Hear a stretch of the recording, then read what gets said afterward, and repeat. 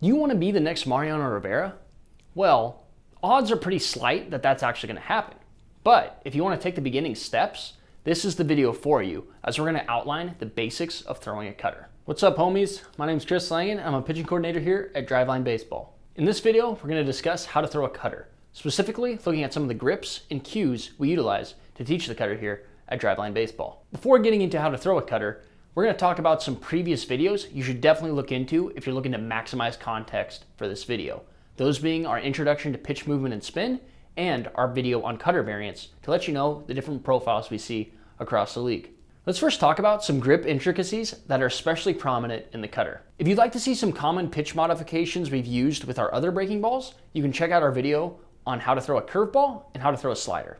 First off, let's start with thumb positioning, which is important to note for essentially all pitch types.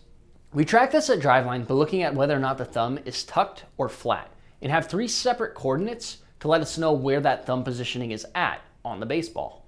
With the cutter, we typically only see athletes flirt with their thumb being directly underneath the ball relative to their index and middle finger, or slightly offset to the side, which we track as a 25-degree coordinate. Next up, we've got ball shifts.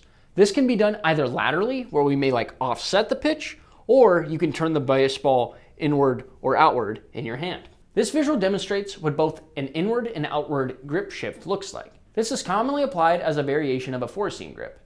Additionally, we've got our lateral tilts. For cutters, these primarily occur on the pinky side of the ball. As a matter of fact, the four-seam offset cutter grip is so common that it simply has its place as a base grip in our database.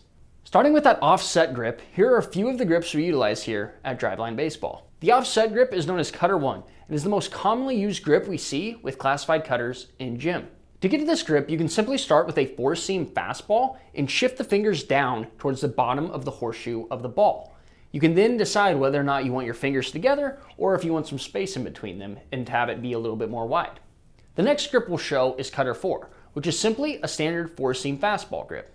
This appears to be more common in the MLB population than our in-gym athlete population pool. Some pitchers are talented enough they can simply take a base four-seam grip, modify a little bit of middle finger pressure, and get to the profile they want. If that isn't enough to get that pitch to move the way they want to, they might just add a little bit of a cue then at release. But it is interesting that they can throw this just off of a base four-seam grip. It probably goes to show that the ability to supinate or be naturally supination dominant when you throw your fastball is a pretty big trait for having a good cutter. The final grip we will showcase is the horseshoe grip, known as Cutter 3. Again, we've already actually shown this with our slider and our curveball, and this is one of the grips that persists across all breaking ball profiles. The difference between this grip when throwing it as a cutter compared to a curveball is it is rarely spiked. Additionally, the thought process at release relative to a slider will probably be even more velocity and fastball-like. Oftentimes, an athlete will find a comfortable grip. What they're going to need then is a little additional cueing from the coach to get that pitch to move in the movement profile they're hoping for. Here's an example of an athlete going from a backspinner profile into more of a true cutter profile, just by being cued to emphasize a middle finger pressure at release. The grip, which is Cutter 1 or the offset four-seam grip we just discussed, stays the exact same. Here's a list of cues that may be helpful in your pursuit of either teaching or throwing a cutter yourself. The list of cues on your screen is currently just anecdotal general trends we see when working with athletes in gym. Our process logger is currently collecting data to better configure the statistical strength of these correlations towards pitch metrics when utilized in a pitch design setting. Relative to the other pitches, not that it doesn't matter for them because it certainly does, fingertip pressure needs to be weighed heavily. 2 to 3 inches of sweep on the cutter is the difference between having a true cutter and basically omitting the pitch entirely from the arsenal. With velocity being so prevalent in the offering, you have to be careful with going after cues that are super supination dominant, as once that pitch starts to cluster more like a slider, 1, you're just not throwing a cutter, and 2, the velocity of that pitch generally goes into slider territory as well. Thus, grip intricacies such as tilting the ball inward or outward, laterally tilting it towards the pinky side, adjusting thumb positioning, and modifying middle finger pressure or index finger pressure are absolute musts for the athlete and coach to discuss throughout the session. The final thing to mention is that we'd be remiss to not mention the role seam-shifted wake plays on the pitch. Some of the best cutters in the game have inferred or spin-based spin directions that are on the arm side, 12-15 for a righty or 11-15 for a lefty.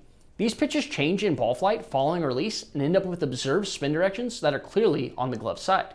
Many pitchers will need to ensure they're throwing with radar tech that can track the observed spin direction of the ball, or at least balance the spin-based axis with their eyes, or a catcher to verify if they're obtaining the desired movement. If you've never thrown a cutter before, odds are that you have tinkered with a curveball, slider, or changeup in your career. The reality is, most cutters are generally the last pitch taught to pitchers during their playing career. I will provide 2 routes you can start with and adjust accordingly based off of the success rate. Option 1 is to take your current slider grip and simply let the sucker rip. Try to see if you can just naturally get the pitch to move like a cutter while also obtaining the requisite velocity to make the pitch play to its potential. The one issue with this is if you have a good slider, you're obviously eventually going to want to change your grip to have it be more like a cutter so you can separate the 2 pitches. But it's a good start for seeing if you're even a candidate for throwing the pitch. Option 2 is to simply take one of the grips we've discussed earlier and to actually think of just throwing it like a slider at release. See if some of those grips kind of force you to be behind the ball naturally, and all you have to think at release is just a little bit of supination. Again, once you get that initial read on the ball flight, you can adjust accordingly to either add velocity, which will typically bring the vertical break up and get rid of glove side action, or if you are backing the pitch up, you know that you need to maybe modify some middle finger pressure or think a little bit more pinky to the catcher, etc., things of that nature, and just kind of find a balance until you get to that middle ground you're looking for. Some athletes simply lose too much velocity when trying to force the pitch into cutter territory. Giving an honest assessment of the pitch is arguably the most important thing you can do when trialing or modifying the pitch with an athlete. At Driveline, we utilize the Blob to answer these questions. The Blob gives us a stuffed summary of a pitch based on its ball flight characteristics, mainly vertical, horizontal break, and velocity.